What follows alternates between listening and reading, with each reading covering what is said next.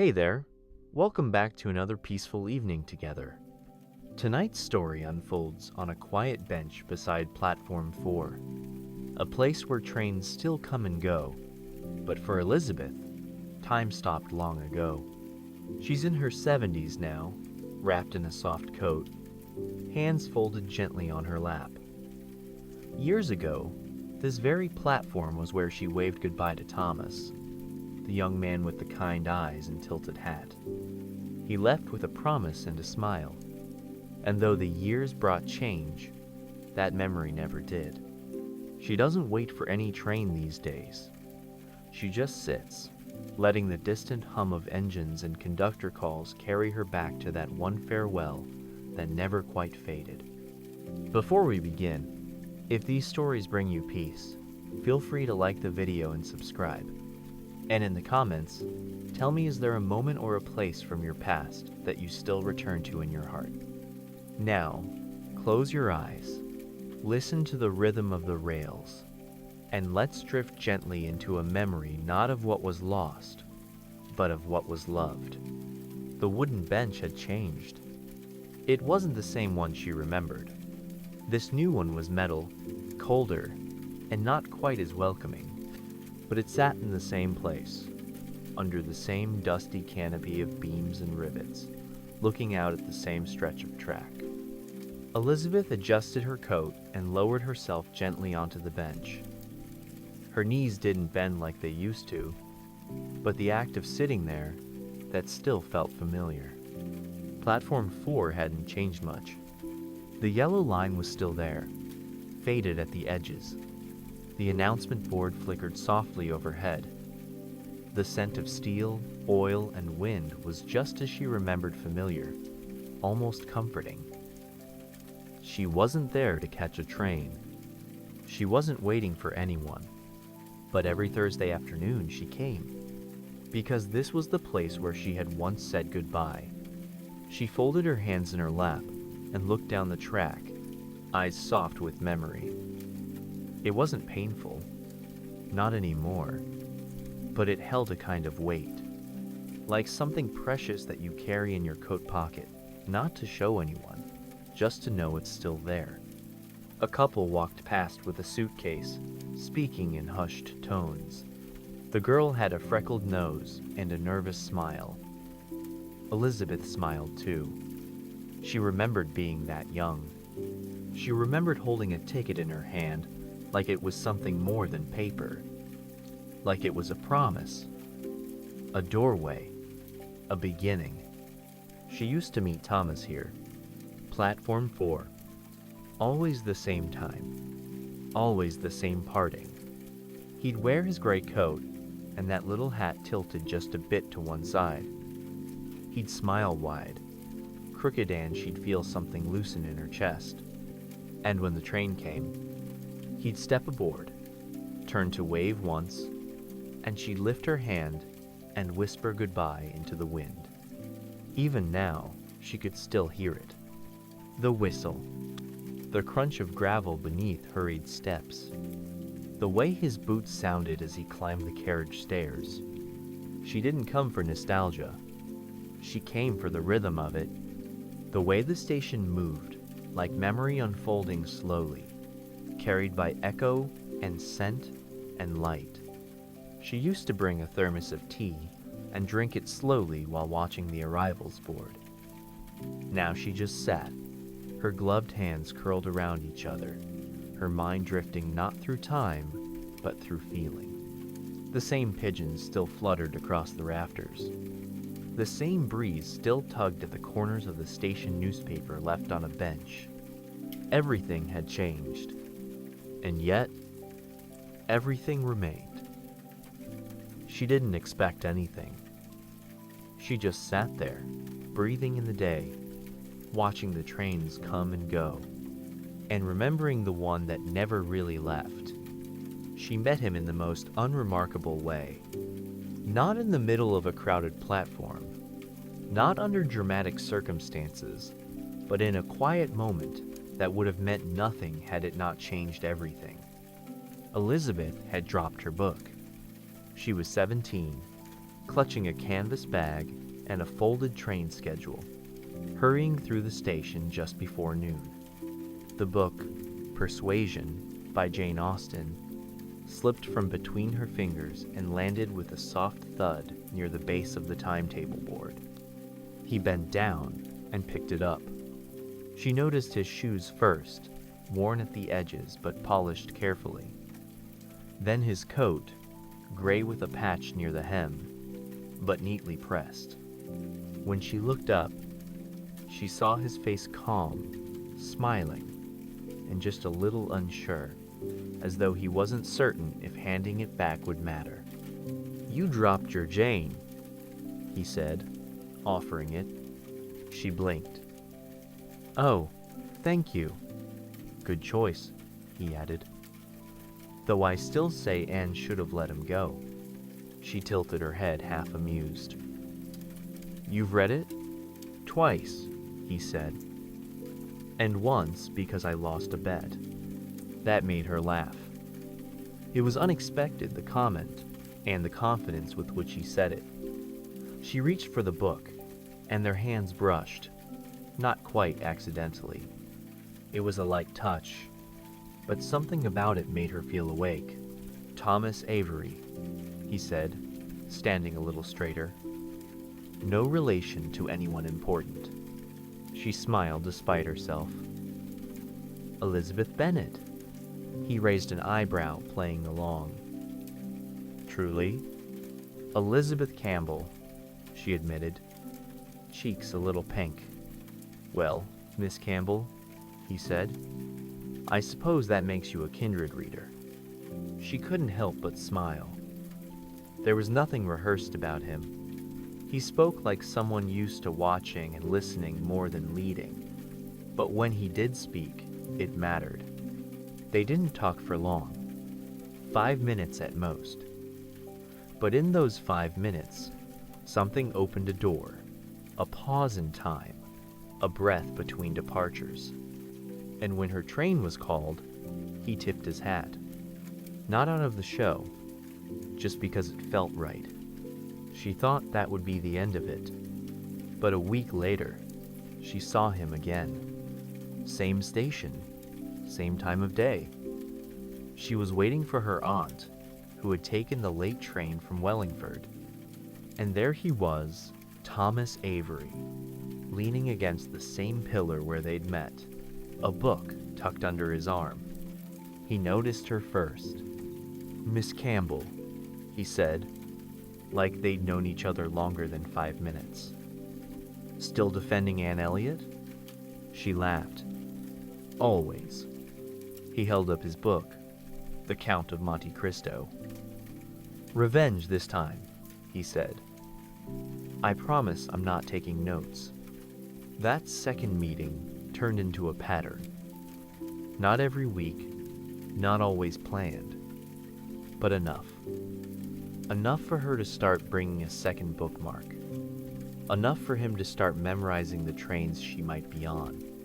They never called it a date, but they both kept showing up.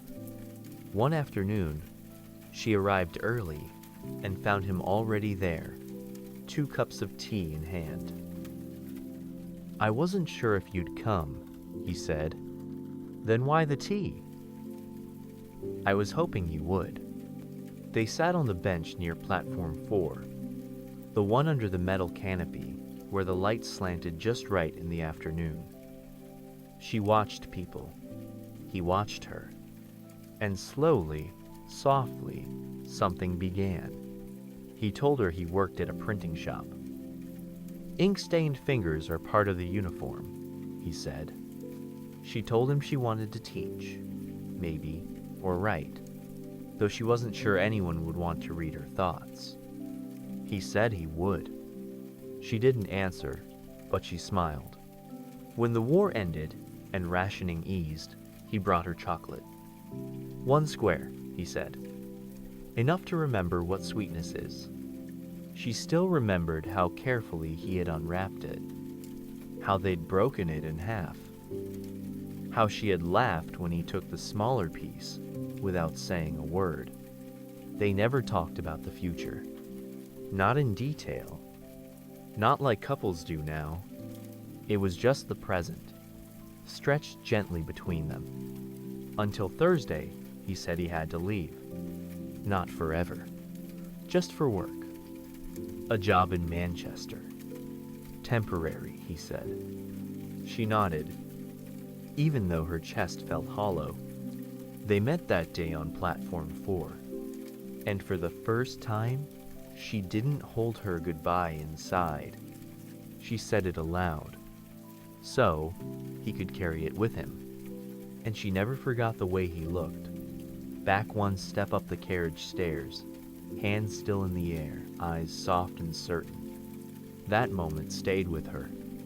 Long after the train pulled away, long after the years turned, long after all the other goodbyes had blurred, it became a rhythm.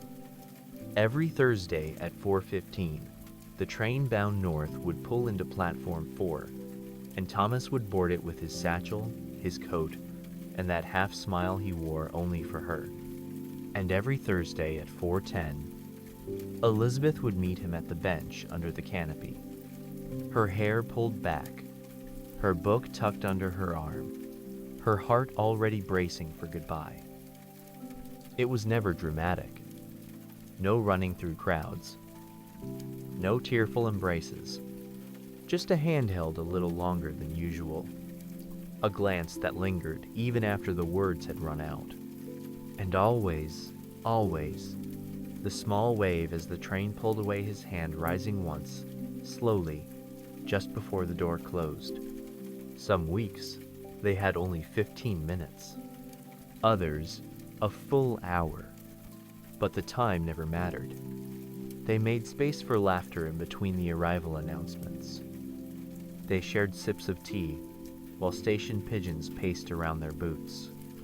She'd bring him small things, a biscuit wrapped in wax paper, a note she'd written on the back of a train stub, and in return, he gave her stories. Stories about the people on his train, the old man who read detective novels, the conductor sang under his breath when he thought no one could hear, the woman with a little dog in her handbag who insisted the pet preferred aisle seats. Everyone's a novel, he said once. You just have to listen long enough. She remembered that line more than most, because every Thursday she listened, and every Thursday it got harder to let him go. The station became theirs. Not in any official way, of course, but the people who worked there began to notice. The porter would nod at Elizabeth when she arrived. The ticket clerk stopped asking for his name. Even the old man who swept the platforms seemed to pause when he passed, giving them space without saying a word. One week, it rained so hard that puddles gathered like silver coins along the track. Thomas arrived late, soaked and breathless, his hat dripping water onto his collar. Elizabeth stood beneath the canopy, holding an umbrella and 2 paper cups of tea. You look like a half-drowned poet, she said. I feel like one, he replied, accepting the cup gratefully. They sipped their tea and watched the rain blur the edges of the world. That was one of her favorite Thursdays. Another came in winter. A clear day, cold enough to make her gloves useless. He brought a scarf he'd borrowed from his sister navy blue, too long, and wound it around both their necks like a shared joke. She kept that memory in her chest like a folded note. Sometimes they talked about things that didn't matter. What song had played in the cafe that morning? Whether birds had memory? Which trains had the most comfortable seats? But other times, their silences said more. They had never said, I love you, but every goodbye had held it. In the weight of his pause, in the way her fingers gripped his sleeve, in the quiet after the train disappeared. They had all the words they needed. They just used different ones. It was never meant to last. Not because they didn't love, but because life, in its usual way, asked them to choose other paths. His job in Manchester was extended. Then it became permanent. A promotion, a new apartment, a life unfolding in another city. She was offered a teaching position in her hometown, a real chance. Her mother had fallen ill. Her father needed help with the house. And so, their Thursdays narrowed. The visits spaced farther apart. A week missed here. A letter instead of a meeting. A phone call after sunset. But they always returned to Platform 4. Even when it was only once a month. Even when it was only for 10 minutes. Even when their futures no longer fit cleanly together. They held on to the ritual. She would arrive with tea. He would arrive with that same tilted hat. And for one small moment, the world made sense again. He never asked her to come with him. She never asked him to stay. Because they knew, some loves aren't built for forever. Some are built for presence. For showing up again and again, even when everything else shifts. And they did. Until Thursday, he didn't arrive. She waited longer than usual that day. The train arrived. Doors opened. Passengers stepped down with bags and books and tired eyes. But not Thomas. She stayed on the bench, the tea in her hands cooling fast. Maybe he'd missed it. Maybe he'd caught a later train. Maybe something had come up at work, an emergency, a delay, a rescheduled meeting. The next train came. Then another. Still no Thomas. She sat until the sky turned the color of old silver, until the wind shifted and the porter began sweeping stray leaves into a rusted bin. Her hands ached from the cold, but she didn't move. Something inside her hoped that waiting would make a difference. That stillness might call him back. But he never came. The next Thursday, she returned again. And the next. Always at 4:10. Always to the same bench. Always with tea. Sometimes she brought his favorite biscuit. Sometimes she wore the scarf he once looped around them both. A quiet ritual that had turned into something more, a kind of prayer she didn't know she was saying. When the news finally reached her, it came like a whisper from another room. A friend of his, through a neighbor. There had been an accident. A car. Late at night. It had been quick. No pain, they said. Just gone. She didn't cry. Not at first. She simply folded the words and placed them somewhere inside, where only the most sacred things went. She thought of his laugh, his hat, the way his eyes squinted just before he smiled. That Thursday, she sat in silence. No tea, no book, just the sound of the trains and the quiet roar of what would never come again. There was no goodbye that day, no wave, no parting glance, just the echo of footsteps, the hiss of steam, and a bench that felt too wide for one. But even in his absence, he remained. In the bench, in the rhythm, in the small space where love once lived. It does not leave. Time didn't stop for her. It never does. Even when your heart breaks in such a quiet way that no one notices, the calendar turns. The seasons shift. The grocery list gets made. The kettle boils. Elizabeth carried on. She finished school. She became a teacher, just as she said she might, and taught English to restless teenagers who didn't understand why words mattered. She married a man named Peter, a gentle man, kind and steady. They had 2 children, a small garden, and a home filled with books. She loved Peter in a way that was real and respectful. Not the way she had loved Thomas, but not less either. just different. Peter never asked about the scarf she kept tucked in the back of her drawer. He never questioned why she sat a little longer by the window on Thursdays. Some part of him must have known. Or maybe he simply accepted that people carry things, old songs, names, shadows that don't need to be explained. Life became a series of chapters. There were dinner parties, school plays, sleepless nights with colicky babies. There were birthdays and funeral suits, car troubles, and quiet cups of tea after the children had gone to sleep. She watched her daughter marry, held her first grandchild, buried her mother, learned how to plant lavender from seed. And yet, even through all the beautiful noise, Platform 4 remained. She didn't visit every week, not like before. But on certain Thursdays when the weather was just so, or a song from the 1940s drifted through the radio, or a dream stirred something too real to ignore, she'd go. She'd sit on the bench. Not to wait, but to remember.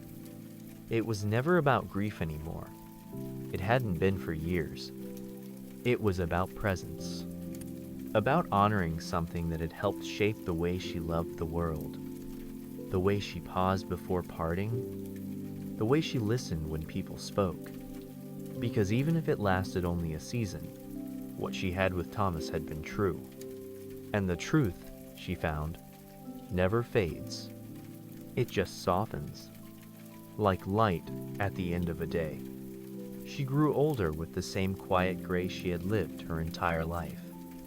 Hair graying gently at the temples. Hands spotted with time, but still strong enough to turn pages, to pull weeds, to hold another's hand when needed. Her days slowed, but never felt empty. There was always something to tend to, a letter to write, a pie to bake, a plant to water. Peter passed away on a still morning in early spring. She sat with him in the final hours, reading softly, his hand in hers. There was no fear in the room, only quiet and a kind of love that had grown patiently, like ivy. When it ended, she did not break. She returned to Platform 4 the next Thursday, not because she needed to, but because it felt right. Because every ending in her life, somehow, circled back to that place, that bench, that whistle, that memory. She brought a cup of tea and sipped it slowly. No scarf, no letter, just breath and stillness. She watched the young people rush by, backpacks slung over shoulders, phones in hand, moving quickly toward lives they hadn't even begun to imagine. She watched the older couples help each other onto trains. She watched the pigeons, the breeze, and it didn't make her sad. It made her full of everything she had been allowed to feel, full of the lives she had touched, full of the ones who had touched hers. It occurred to her that she had lived well, not loudly, not famously, but truly, and maybe that was enough. No, not maybe. It was. She didn't visit the platform every week anymore. Her steps were slower, her breath shorter, but when she could, she came, with no story to tell, no reason to explain. She sat. She looked down the track. She let the sound of trains carry her somewhere beyond time, not to change anything, but to remember how deeply she had once been seen, and how that, more than anything, had been the gift. It was a Thursday. Of course it was. The sky hung low and heavy, colored like fogged glass, and the wind moved through the trees in slow, tired circles. Elizabeth moved carefully down the station ramp, cane in hand, one step at a time. Her coat, buttoned all the way up, fluttered gently in the breeze. The old scarf, The navy one was wrapped twice around her neck. She didn't tell anyone she was coming today.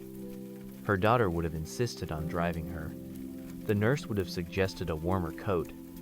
The neighbor might have brought sandwiches, thinking it was a proper outing. But it wasn't a trip. It was a return. Platform 4. Still there. Still hers. The metal bench had grown cold with the season, rust gathering like freckles near the bolts.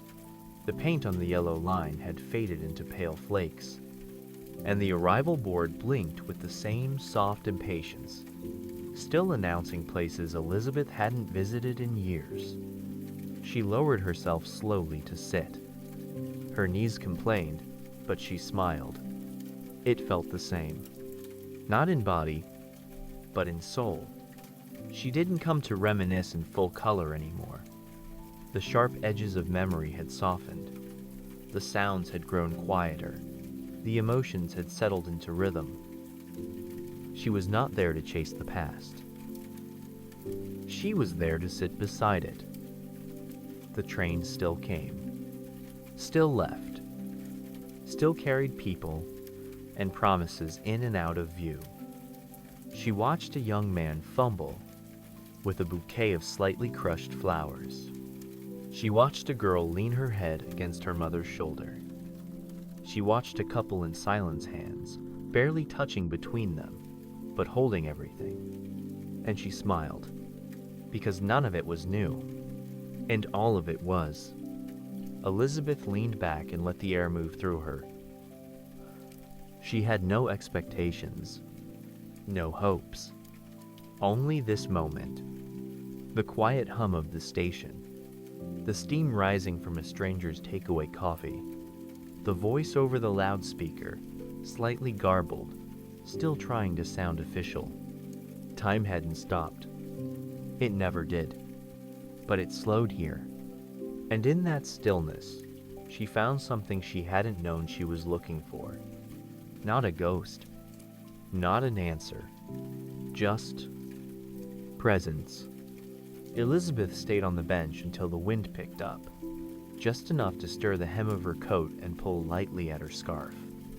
She didn't shiver, just pulled her hands deeper into her sleeves, as if the cold were less of a discomfort and more a familiar companion. A train pulled in. Not the 4:15. Not his. Just another Thursday train. She watched the doors open, watched the bustle and the quiet moments in between. A father carrying a sleeping child. A woman laughing into her phone. An elderly man holding a book too close to his face. And then the doors closed, and the train moved on, steel gliding against steel, a low hum fading into distance.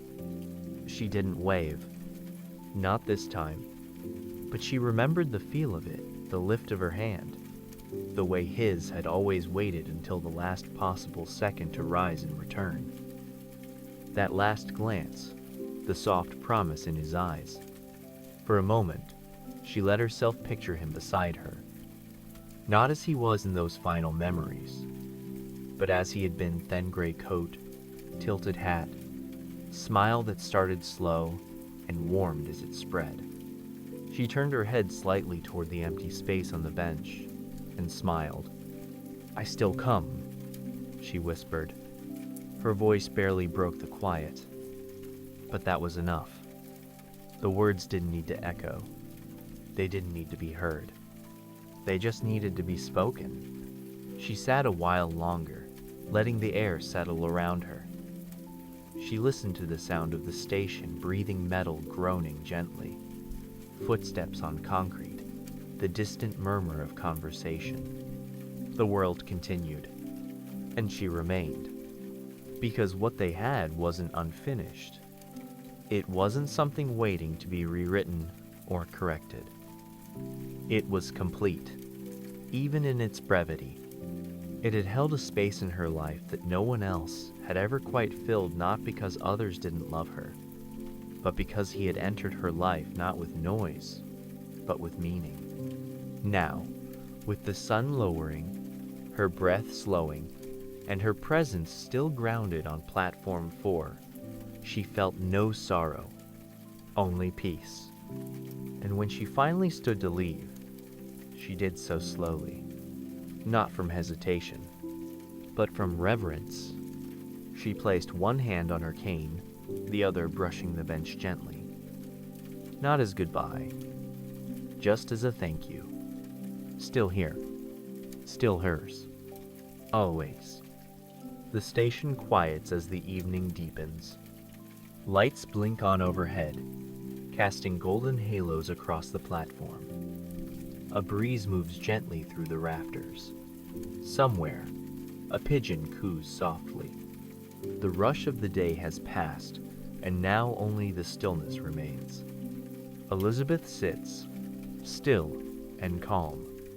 She doesn't need to look at the arrival board anymore. She doesn't need to know where the trains are going. She's not chasing anything. She's not waiting. She's just being.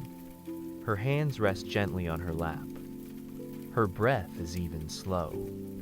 The way it is when the body begins to settle, the way it becomes when there is nothing left to carry and nowhere left to go. In her mind, there are no sharp memories now, only soft ones. The sound of a whistle in the distance, the warmth of a paper cup in her hands, the tilt of a hat, the weight of silence shared with someone who once saw her completely. She lets her head tilt slightly back and closes her eyes. She can hear the echo of footsteps on old concrete, the quiet shuffle of a porter's broom, the low hum of a train pulling away. All of it is gentle now. All of it has softened. Time itself seems to breathe beside her, and with each breath, she sinks deeper into calm. There is no past tugging at her, no future calling her forward. Only now, only this still moment on a quiet platform. Her shoulders fall slightly, her fingers uncurl, and the world continues around her. Steady, simple, soft. A train approaches in the distance. She hears it long before she sees it. But it doesn't matter where it's headed. She isn't going anywhere. She's already where she's meant to be. She lets the sound wash over her like warm rain. She lets go of everything but presence, of every goodbye, of every name, of every memory. And when the train arrives, she doesn't open her eyes. She just listens. Because sometimes, rest doesn't begin with sleep. It begins with stillness, with a heart that has nothing left to ask for, with a mind that has nothing left to search for. Just this moment, just this breath, just this bench. She is not alone, not in the ways that matter. And as the train hums past and slips into silence, Elizabeth smiles. She is here. She is home. And the station sleeps with her. Some stories don't end with a grand gesture. They end with a presence, with a bench and a scarf and a slow breath on a quiet platform. Elizabeth's story wasn't about chasing something lost. It was about honoring what was real. A moment, a rhythm, a love that didn't need decades to matter. Just a few Thursdays, and the quiet courage to remember. She didn't return to Platform 4 for closure. She returned because it reminded her of who she was when she loved without fear, of what it meant to be seen fully, even if only for a season. And that, memory soft, steady, and unshaken by time, became a companion. It didn't ask for anything. It simply stayed, like light on worn wood, like a name spoken only in the heart. Thank you for listening. If this story brought you comfort, a sense of peace, or reminded you of someone who shaped you, even briefly, I invite you to like this video, subscribe to the channel, and share your thoughts in the comments below. We all carry stories, and sometimes the smallest ones stay with us the longest. Wherever you are tonight, may you feel calm, connected, and completely at ease. The world can wait. For now, close your eyes, breathe, and rest. Good night.